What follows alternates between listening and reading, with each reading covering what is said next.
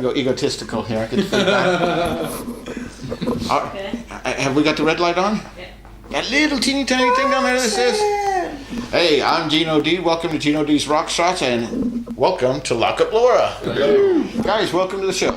Hello, thank you. Now, we are sitting down here on a very special occasion. It is album launch night. Yeah. That's the one. All right, and the album is called? Masquerade. Yeah. Why Masquerade? Who's hiding? We're all hiding in some form, I suppose. It's funny because we did another interview. 2 years ago. Yeah. 18 months ago, for the Siren FM with Mark, who you know. And we were one of the tracks off the new album is called Masquerade, and he was like, "Oh, do you know what? That's a great idea for an album name," and that was it. We didn't disagree. We didn't disagree. So yeah. So if it all goes pear-shaped, It's Mark's fault. It's Mark's fault. There you go. Mark, we love you, but there you go. So let me see. This has been what? You guys have been around since 2011? Yeah, that's right. God, see. Well, he did something right. He got a bio across to me. So we're talking 4 years. Is that a launch bit? Yeah. You were in 2015. God, Steve. Wow. There you go. See, hair changes for that one. What are you going to be doing in 5 years? Hairline's down here. Who knows? So it's been kind of a long journey, hasn't it? It's funny because when you're inside of the sort of like bubble of being in a band, like it's only when someone says it's been 4 years. Yeah. That you That's think, why what? How is that even possible? You just Sundays is band practice, or it was for the longest time, and you just get into that routine, and sort of time you sort of forget how it passes by, really. Because you judge it by landmarks. Like we got into it. We formed the band. We started gigging.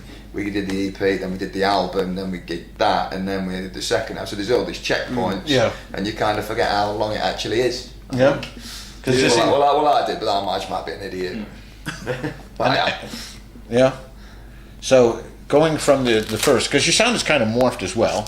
Yeah. It's I don't know. I think that's just through confidence more than anything. I think this record is definitely, from my perspective, what I love the first album, but I suppose it's what I would have wanted the first album to have been. Do you know what I mean? So I suppose the evolution's always interesting. Is it a direction that you expected it to go in? Not for me. No. What were you it's not an unwelcome one. It's just not one that.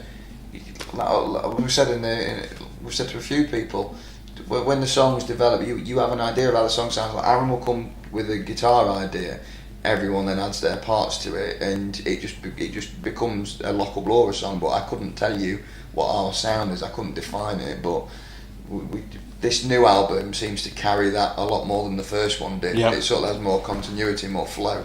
I find it a bit heavier. Where I think I wouldn't quite say you guys were going down the initial emo side when you first started out, but it was the progression of it musically has gone a bit heavier.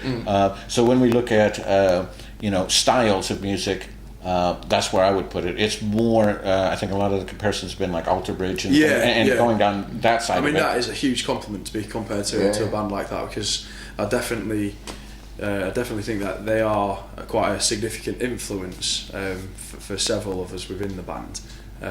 Is it because of Miles, or is it because of?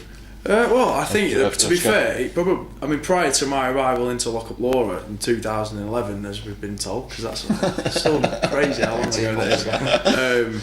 I hadn't really sort of come across Alter Bridge, so it was really through Aaron, Sam, and then like Kareem, who was in with like Blackstone Cherry and sort of things like that. So I wasn't hugely aware of those bands.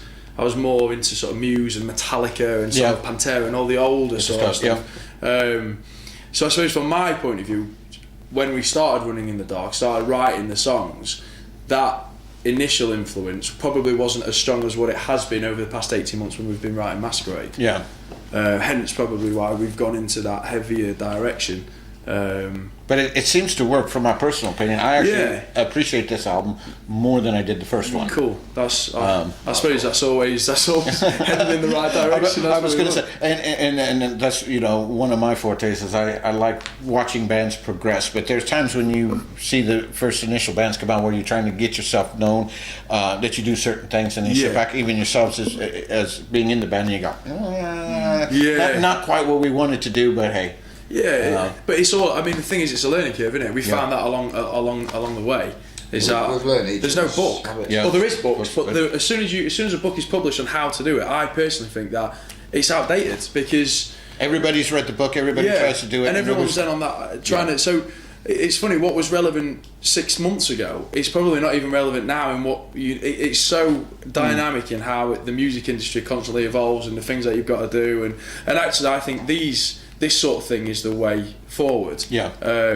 And actually, just speaking to people, the touring is always going to be an important way to try and move any band forward. Because how else nowadays? Because the internet and Facebook is saturated with 1,000,001 bands, and actually, do you know what? A lot of good bands. Because everyone nowadays have got access to. I mean, you can actually record a song on an iPad. Do you know what I mean? So now the diversity of the album, is that something that, because it seems to me like this is a great album that you guys will be able to follow up live, because you've got a lot of tracks that you can choose from that will take the audience in different directions with their emotions. We tried our best to do that. I mean, I think every band tries to make their album sound like they sound on stage, but we have a lot of energy on stage, and trying to get that into a just hearing through your ears without seeing someone's quite difficult. But I think Gaz, who we recorded with, and the various other people that helped on the album, managed to sort of make that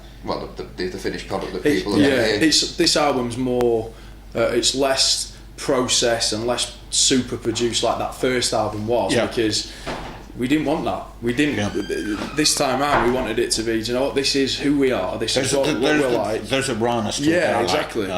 And I think that's important, because actually that should hopefully translate well to when we play it live, because the song doesn't sound that different. Do you know what I mean? It's still got that energy that I think that hopefully we have when we play them live. So yeah, and I think that was this time we wanted that was deliberate. Whereas the first time with the first album, as I was just saying, you don't necessarily know what it is exactly that you're doing. So there you go.